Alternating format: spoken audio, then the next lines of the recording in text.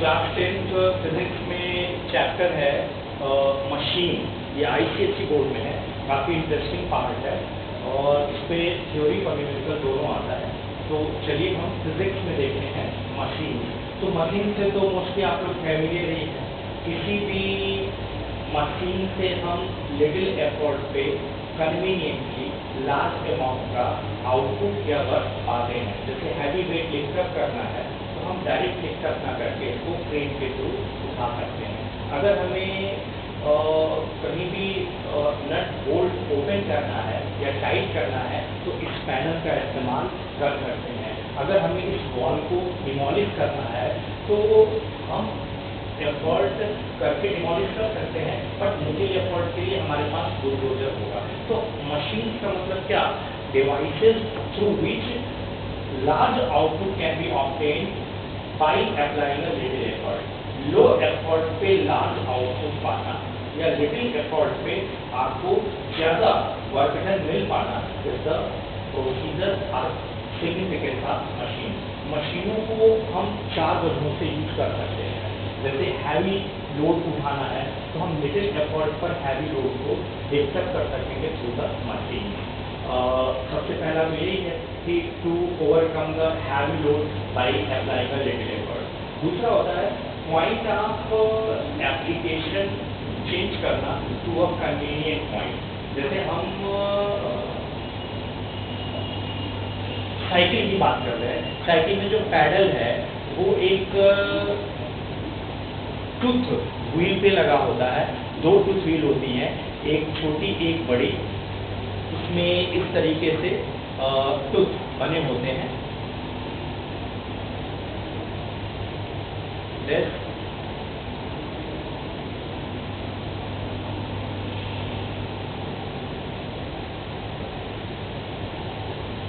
and this, और इस पे चेन लगी होती है। अब रोटेट हमें बैक साइड वाली साइकिल, जो बैक साइड व्हील है साइकिल में, उसको रोटेट कराना है। ये इस पे पैडिंग है दिस, और ये चेन के थ्रू जुड़ा हुआ है दिस। अब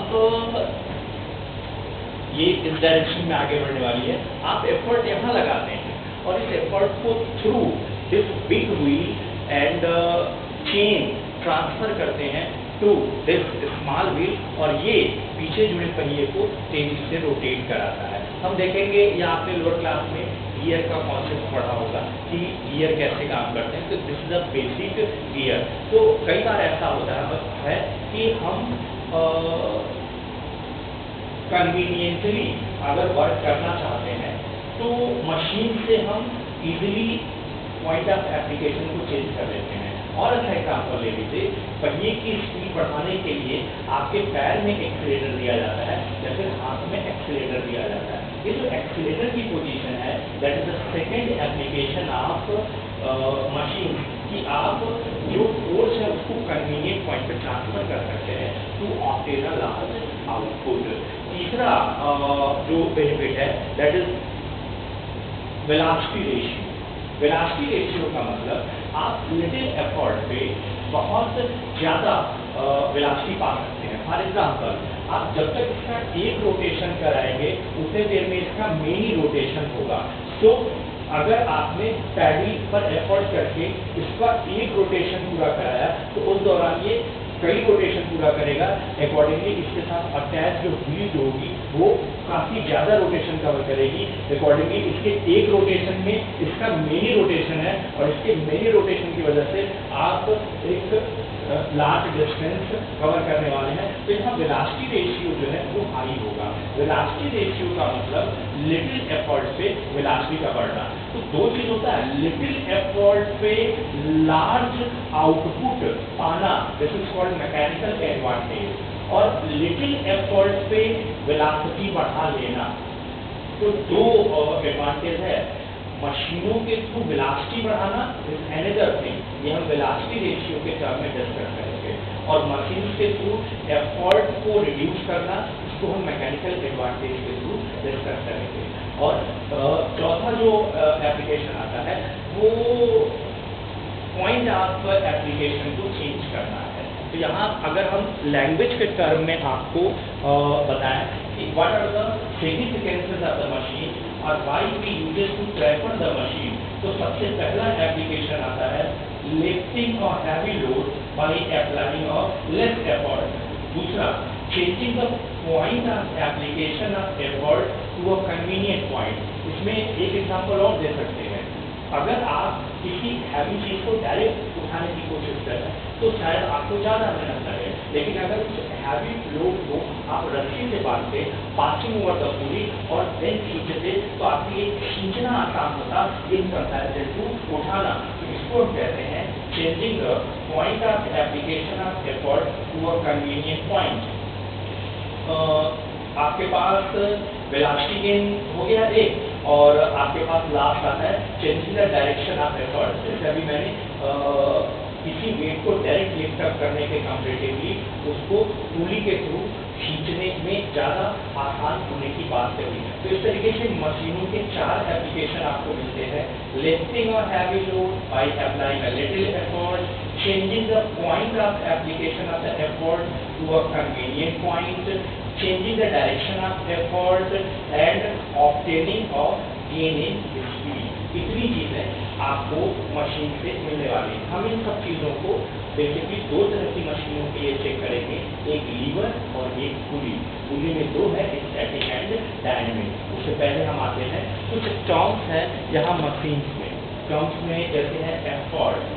एफर्ट मतलब क्या, जो बेसिकली आपको फोर्स ट्रांसफर करने वाले हैं ऑन द मशीन, उसको आप एफर्ट कहते हैं। और आउटपुट में आपको जो भी लोड का मोमेंट या लिफ्टिंग मिलने वाला है उसको आप लोड कहते हैं। आप यहाँ डिफाइन करते हैं मैकेनिकल एडवांटेज। मैकेनिकल एडवांटेज का मतलब सीधा साधा ये है कि लिटिल एफर्ट पर लार्ज आउटपुट अगर पाने वाले हैं तो this is called a high mechanical advantage. तो मैकेनिकल एडवांटेज की बात करें तो mechanical advantage is output upon input. क्या? Output upon input. Output means load and input means effort done by you. अब मैं आपसे कहता 50 kg का वेट उठाइए, अगर 50 kg का वेट उठाने में 50 kg का ही एफर्ट लगता तो उस केस में मैकेनिकल एडवांटेज बंद हो जाता। मान लेते हैं कि मशीन्स के थ्रू आपने 50 kg को उठाया और 10 kg के एफर्ट पर ही आपने ये आउटपुट पा लिया, तो यहाँ load lifted is the 50 kg, effort is the 10 kg, so mechanical advantage is 5। यानी कि you are lifting a high value of weight in comparison to the little effort. तो mechanical advantage greater than 1। Less than 1 भी हो सकता है 50 kg उठाना था और आपको 100 kg का वर्क करना पड़ा, means output is what 50 kg, effort कितना? आपने एफर्ट उतना किया जितना 100 kg के लिए करते। तो यहाँ लोड और एफर्ट 1/2 दैट इज 0.5। इसका मतलब है मैकेनिकल एडवांटेज का मतलब होता है किस वेट को उठाना है, और एफर्ट का मतलब है कितना आपने एफर्ट लगाया। कोई यूनिट नहीं आएगी क्योंकि दोनों केजी वेट में होंगे या न्यूटन में होंगे। तो यहाँ मैकेनिकल एडवांटेज की value greater than, equal to और लेस देन 1 आती है। खास बात है, अगर आप लिटिल एफर्ट पे लार्ज आउटपुट पाने की कोशिश कर रहे हैं तो मैकेनिकल एडवांटेज ग्रेटर देन 1 होना चाहिए। जैसे बुलडोजर है, क्रेन है, इनका मैकेनिकल एडवांटेज बहुत हाई है। और दूसरा, अगर मैकेनिकल एडवांटेज 1 आने वाला है तो मतलब है आपको कोई बेनिफिट नहीं हो रहा है मशीन से, in the sense that low effort करके आप लार्ज आउटपुट गेन करें, लेकिन एक बेनिफिट मिलेगा। मैकेनिकल एडवांटेज जनरली 1 होता है तो हम देखते हैं कि पॉइंट ऑफ एप्लीकेशन चेंज करने में हेल्प मिलती है। जैसे किसी वेट को डायरेक्ट लिफ्ट अप करने में दिक्कत होने वाली है तो हम उसको वेट से बांधें पुली से पास कराएं और खींचना हमारे लिए आसान है इन कंपैरिजन टू लिफ्ट करना। तो हम पॉइंट ऑफ एप्लीकेशन जब चेंज करना चाहते हैं, हम चाहते हैं कि हम यहाँ एफर्ट ना लगा के कहीं और एफर्ट लगाएं, तो मशीनों के थ्रू हम पॉइंट ऑफ एप्लीकेशन चेंज करते हैं। तो उस केस में हम देखते हैं मैकेनिकल एडवांटेज 1 आ रहा है। कभी कभी ऐसा होता है कि मशीनों का मैकेनिकल एडवांटेज लेस देन 1 आता है। हम एग्जांपल आपको देंगे। मैकेनिकल एडवांटेज लेस देन 1 आने का मतलब ये है कि यहाँ हम लिटिल एफर्ट की बात नहीं कर रहे, हम एफर्ट ज़्यादा करना चाहते हैं। यहाँ मैकेनिकल एडवांटेज अगर लेस देन 1 होगा तो अभी आगे एक पैरामीटर आएगा वेलोसिटी रेशियो। हम देखेंगे कि वेलोसिटी रेशियो भी लेस देन 1 आएगा। और जिन मशीनों का मैकेनिकल एडवांटेज लेस देन 1 होता है उसमें एफर्ट ग्रेटर देन लोड होता है, बट एक बेनिफिट मिल जाता है और बेनिफिट मिलता है कि वेलोसिटी गेन है भाई, हम वेलोसिटी बढ़ा सकते हैं। यानी कि हम यहाँ जो एफर्ट कर रहे हैं उस एफर्ट से हमें मैकेनिकल एडवांटेज नहीं हो रहा है, हमें गेन इन वेलोसिटी हो रहा है। हम आपको आगे चल के एग्जाम्पल देंगे, एक एग्जाम्पल उठाएंगे ऐसा जहाँ से आप ये सारी चीज़ें कैलकुलेट करें। तो आपने क्या देखा? आपने देखा मशीन्स। तो मशीन्स क्या है? डिवाइसेज हैं थ्रू विच हम किसी भी वर्क को ईजिली कर सकते हैं। बाय अ लिटिल एफर्ट हम मशीनों का इस्तेमाल वेलोसिटी बढ़ाने या मशीनों का इस्तेमाल मैकेनिकल एडवांटेज बढ़ाने के लिए करते हैं, या पॉइंट ऑफ एप्लीकेशन या डायरेक्शन ऑफ अप्लाइड फोर्स को चेंज करने के लिए हम मशीन का इस्तेमाल करते हैं। मशीन में वर्ड आया लोड, लोड का मतलब आउटपुट से है, एफर्ट का मतलब इनपुट से है। हमने कहा output upon input, how much load is lifted divided by effort done by you is the mechanical advantage. हमने कहा mechanical advantage greater than, less than or equal to 1 होता है। अगर mechanical advantage greater than 1 है तो इसको बोलते हैं force multiplier। फोर्स मल्टीप्लायर, जैसे बुलडोजर है, क्रेन है, कार है, ये सब फोर्स मल्टीप्लाइंग है।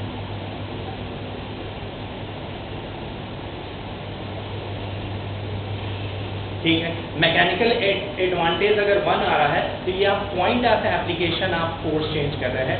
आप उठा के कहीं एक पॉइंट पर फोर्स नहीं लगा सकते थे, तो आप जैसे रोटेटिंग व्हील है, रोकना है, अब जा करके वहाँ ब्रेक नहीं लगाएंगे, आप ब्रेक जहाँ ड्राइवर सीट है वहाँ ट्रांसफर करेंगे। तो आपने व्हील पर काम करने वाले ब्रेक के लिए जो ट्रांसफर है वो ब्रेक पैडल तक किया, इसके लिए मैकेनिकल एडवांटेज नहीं आएगा। यहाँ हम देखेंगे कि हमने point of application of force change कर दिया, point of application of force, इसको चेंज करने के लिए। और मैकेनिकल एडवांटेज अगर लेस देन 1 है तो इसको बोलते हैं वेलोसिटी मल्टीप्लायर। वेलोसिटी मल्टीप्लायर बहुत से एग्जाम्पल आएंगे, एट अ ग्लांस हम देखेंगे, डिटेल में देख लेंगे। यहाँ अभी हम सारी चीज़ों को इकट्ठा करने की कोशिश कर रहे हैं। ठीक है, आ जाइए। अभी आप लोड के ऊपर जब वर्क करेंगे तो जो डिस्प्लेसमेंट आएगा, से displacement of load is DL and से एफर्ट का जो डिस्प्लेसमेंट है दैट इज BE, जो लोड है दैट इज L और जो एफर्ट है that is E। Obviously load या एफर्ट न्यूटन में है या फिर kg वेट में है, न्यूटन और kg वेट। तो जो आप एफर्ट करते हैं उससे जो एफर्ट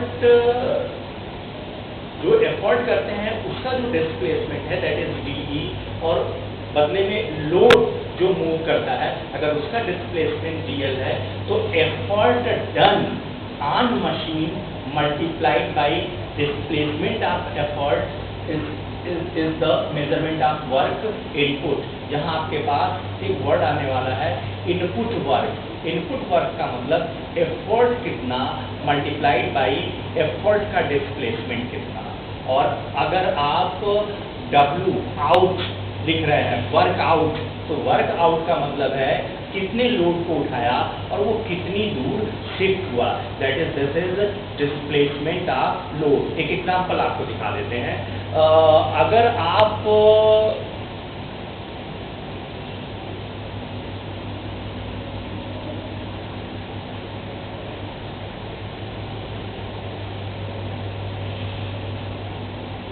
सीजर की बात करें, कैंची, तो दो तरीके की आपको कैंची देखने को मिलेगी, एक जिसमें ये ज़्यादा है और एक जिसमें ये ज़्यादा है। आप देखेंगे कि अगर ये वाला पार्ट ज़्यादा है तो ये डिस्प्लेसमेंट आपको बहुत कम, यानी जब आप एफर्ट करेंगे हियर तो यहाँ डिस्प्लेसमेंट का ऑप्शन कम होगा, और बदले में आप देखेंगे ये जो मूव करेगा, ये जो भी आपने यहाँ लगा रखा है, ये हम लोग लीवर एज अ डिवाइस पढ़ने वाले हैं, वहाँ देखेंगे लगा रखा है। तो यहाँ आप जब कैंची चलाते हैं ऐसे, तो यहाँ ये इस तरीके से मूव करता है। तो इसका जो ट्रैवलिंग डिस्टेंस है और इसका जो ट्रैवलिंग डिस्टेंस है, ये एफर्ट यहाँ से लेके यहाँ तक मूव करेगा ये, ठीक है।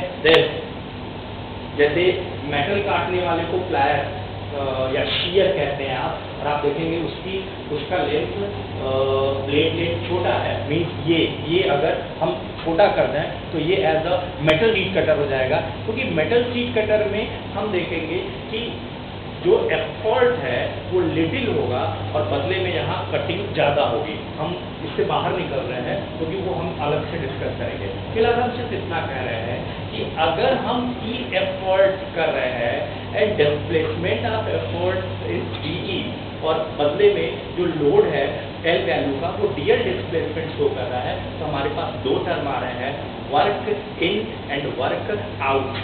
वर्क इन एफर्ट का है, वर्क आउट लोड का है।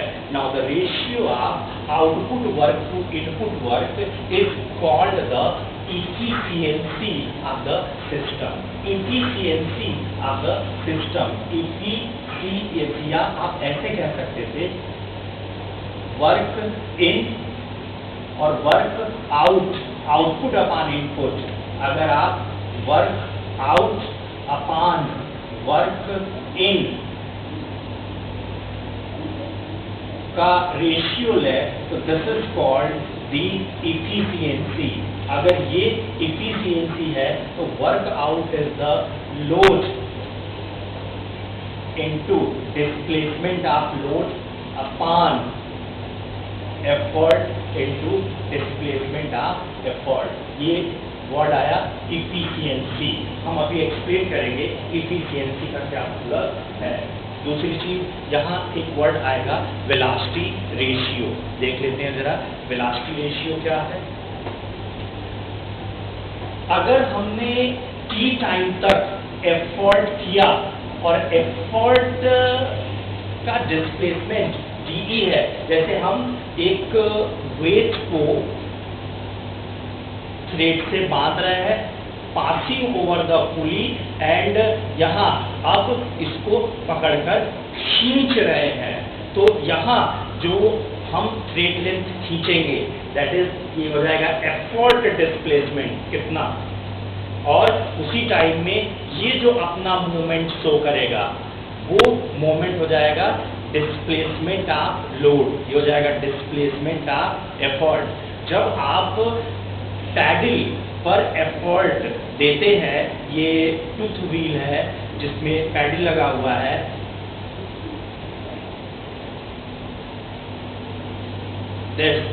और ये छोटे टूथ व्हील पे ट्रांसफर हो रहा है, ठीक है। तो आपने क्या किया, आपने इसके ऊपर फोर्स लगाया और ये थोड़ी देर में नई पोजीशन गेन कर रहा है, इज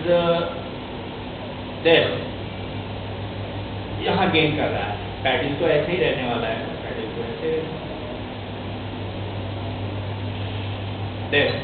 और उसी दौरान जो साइकिल है वो जो डिस्टेंस कवर करे दिस, तो ये जो था यहाँ से यहाँ आ गए, this is the displacement of effort, और साइकिल का जो मूवमेंट था that was the displacement of load. तो एफर्ट जब अप्लाई हुआ तो एक डेफिनिट टाइम में वो कहाँ पहुंचा, कितना शिफ्टिंग शो किया, और बदले में जो लोड है वो कितना मूवमेंट शो किया। This is called distance load distance effort. तो यहाँ हमारे पास वेलोसिटी रेशियो आता है as the velocity of effort upon velocity of load. किस वेलोसिटी से एफर्ट आपने ट्रांसफर किया और किस वेलोसिटी से लोड में मूवमेंट आया। Velocity of effort, velocity is the distance upon time, distance of effort upon time, distance of load upon time. Time same है, कैंसिल हुआ, distance of effort upon distance of load. Means effort का कितना distance covered है comparatively load is the velocity ratio. इसकी value भी greater than, equal to और less than 1 आती है। तो सबसे पहले आपको क्या मिला था, आपको मिला था मैकेनिकल एडवांटेज। मैकेनिकल एडवांटेज मिला था आउटपुट अपॉन इनपुट। आपको वेलोसिटी रेशियो मिल रहा है as the distance by effort arm, distance by load, ठीक है। और आपने इफिशियंसी देखी थी work output upon work input, ठीक है। ये थी वेलोसिटी रेशियो में अगर displacement of effort greater than displacement of load है तो उस केस में ग्रेटर देन 1 होगा। और हम देखेंगे कि gain in velocity inversely proportional to velocity ratio है। मीन्स वेलोसिटी रेशियो जितना ज्यादा आएगा गेन इन वेलोसिटी उतनी कम होगी। यानी अगर हम वेलोसिटी बढ़ाना चाहते हैं तो गेन, वेलोसिटी बढ़ाना चाहते हैं तो वेलोसिटी रेशियो लो आना चाहिए। अगर वेलोसिटी रेशियो हाई आएगा, हम एग्जांपल दे रहे हैं अभी, तो गेन इन वेलोसिटी कम हो जाएगा। तो यहाँ वेलोसिटी रेशियो अगर ग्रेटर देन 1 आता है, वेलोसिटी रेशियो ग्रेटर देन 1, तो इसको फोर्स मल्टीप्लायर कहते हैं। फोर्स मल्टीप्लायर, यानी यहाँ गेन इन वेलोसिटी नहीं होगी, यानी यहाँ लोड बहुत ज़्यादा डिस्प्लेसमेंट शो नहीं कर पाएगा। अगर वेलोसिटी रेशियो इक्वल टू 1 है तो ये point of application of force is transferring. हम कहीं एक जगह फोर्स नहीं लगा पा रहे थे, उसको उठा के कहीं और ट्रांसफर करते हैं, तो इस केस में वेलोसिटी रेशियो की वैल्यू 1 आती है, यानी कि ये फोर्स को किसी एक पॉइंट से उठा के कहीं दूसरे पॉइंट पे ट्रांसफर कर रहा है। और अगर वेलोसिटी रेशियो लेस देन 1 आता है तो इसको बोलते हैं गेन इन वेलोसिटी। कितना आएगा गेन इन वेलोसिटी ये देखेंगे। हमने वेलोसिटी रेशियो डिस्कस किया, यानी कि अगर आपसे पूछे what is the velocity ratio, तो आप कहने वाले हैं कि जब हम एफर्ट करेंगे ओवर द लोड तो एफर्ट की जो वेलोसिटी है उसका रेशियो आए with velocity of load will be the velocity ratio. Now distance upon time लगाइए तो हो जाएगा distance of effort, distance of upon load. Discussion मांग रहा है तो ग्रेटर देन, लेस देन और इक्वल टू 1। सिग्निफिकेंस मांग रहा है तो मैं कह रहा हूँ कि वेलोसिटी रेशियो ग्रेटर देन 1 आने का मतलब फोर्स मल्टीप्लाई होना है।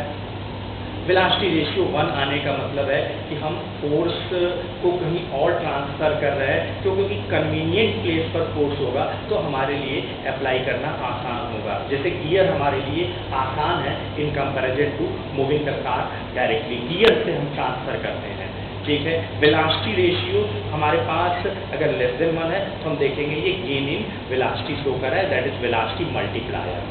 तो कैसे ये सब आएगा ये हम कैलकुलेट करके आपको एग्जाम्पल का दिखा देंगे। कोई एक एग्जाम्पल उठाएंगे और आपको दिखा देंगे कि कितना जो है ये पैरामीटर आ रहा है। अब आ जाइए मैकेनिकल एडवांटेज हो गया, वेलोसिटी रेशियो, जरा इफिशियंसी पर आइए।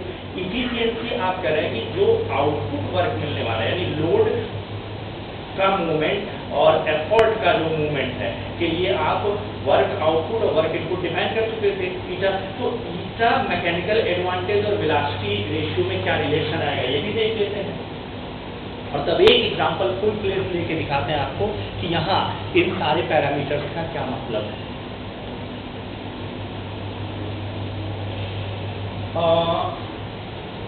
Relation between eta mechanical advantage and velocity ratio. Eta आपने किसको बोला?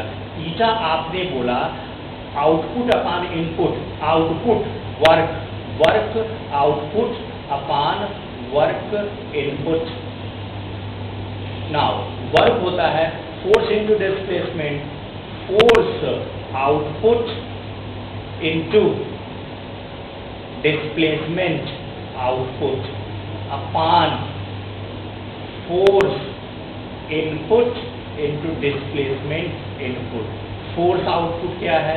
लोड है। फोर्स इनपुट क्या है? एफर्ट है।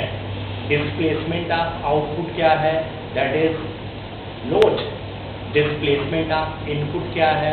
That is displacement of effort. Now आप इसको लिख सकते हैं लोड अपॉन एफर्ट और इसको लिख सकते हैं 1 upon displacement of effort upon displacement of load. Now load upon effort, this is the mechanical advantage, and 1 upon effort upon load displacement, this is velocity ratio, means आपको मिल रहा है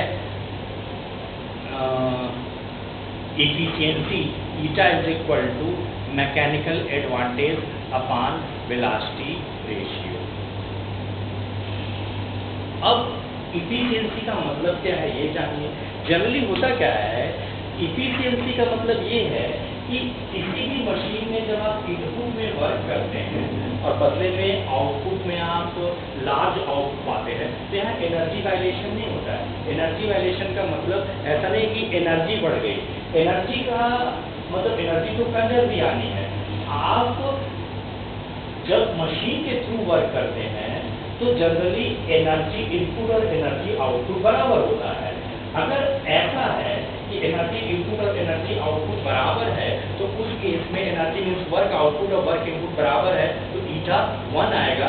mechanical advantage 1 आने का मतलब होता है no loss, no losses in machine. इसके लिए हमारे पास इफिशियंसी है। लेकिन जनरली होता क्या है, दो चीजें ऐसी हैं जिसकी वजह से आउटपुट तक जो एनर्जी पहुंचती है वो इनपुट के कंपैरेटिवली थोड़ी कम हो जाती है।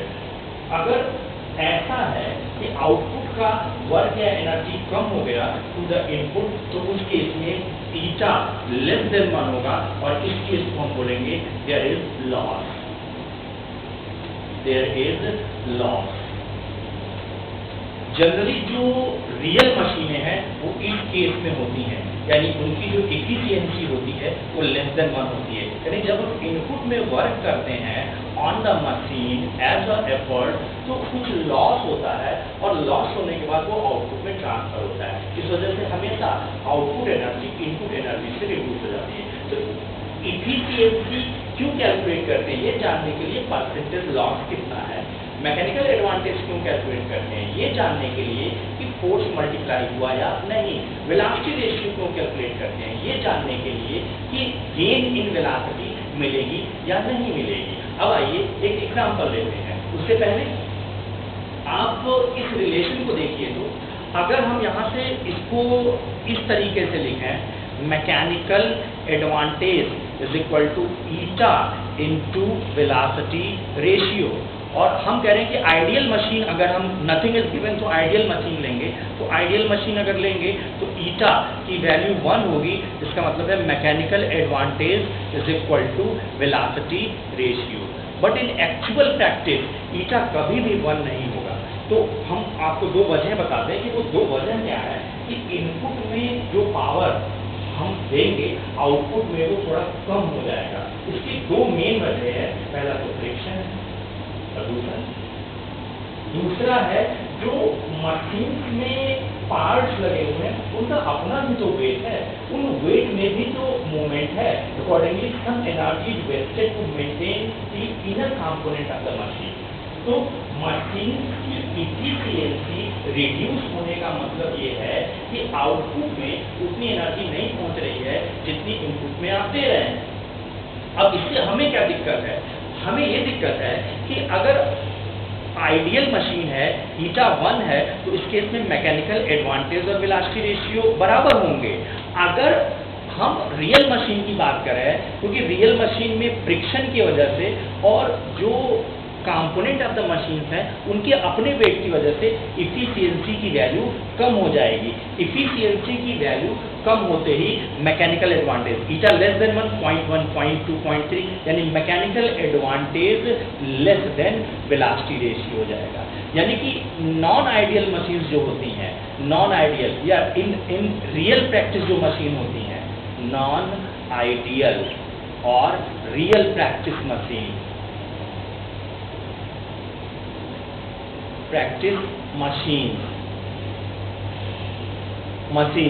इनका वेलोसिटी रेशियो फिक्स होता है, ठीक है।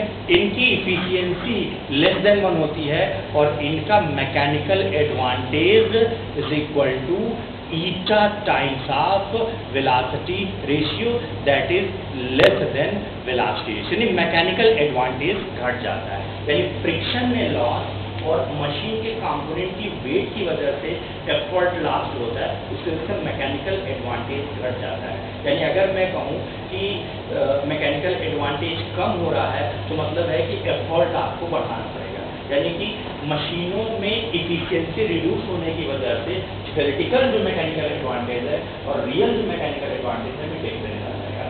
मैकेनिकल एडवांटेज कम होते जाने का मतलब होगा आपको एफर्ट का अमाउंट बढ़ाना पड़ेगा। तो इस तरीके से आपने basic terms associated in machines देखे। आपने देखा मशीन्स क्या है, 4 major significance of the machines क्या है। आपने देखा load, effort, velocity of effort, velocity of load, displacement of effort, displacement of load, mechanical advantage, velocity ratio and efficiency. और आपने देखा कि efficiency, mechanical advantage and velocity ratio में क्या रिलेशन है। एक एग्जांपल उठाते हैं तो शायद आपको समझने में आसानी होगा। इनका कैलकुलेशन आपको याद दिला दें। आप जनरली कभी देखेंगे बोट को, उसमें जो ओर होता है, क्या कहते हैं, पतवार, डंडा, ओर, तो 2 तरीके से बोट में इसको लगाया जाता है। होता ये है कि अगर ये एक बोट है से ये, तो जो उसमें ये रॉड है जिसका लोअर एंड ये पानी में है, इसमें हम जो भी यहाँ एफर्ट, जो भी पर्सन है एफर्ट करने वाला है, वो ऐसे एफर्ट करता है, या तो ये लॉन्ग आर्म होता है या ये लेस आर्म होता है। आप देखिए एक आदमी अगर बैठा होगा तो वो लॉन्ग आर्म ओर लेके बैठा होगा और वो आसानी से ऐसे मूव कर रहा होगा, ऐसे, यानी कि वो यहाँ ये कहीं फिक्स होगा, ठीक है, या सपोर्ट लिए होगा, कॉल्ड फुलक्रम कहते हैं आप, ठीक है।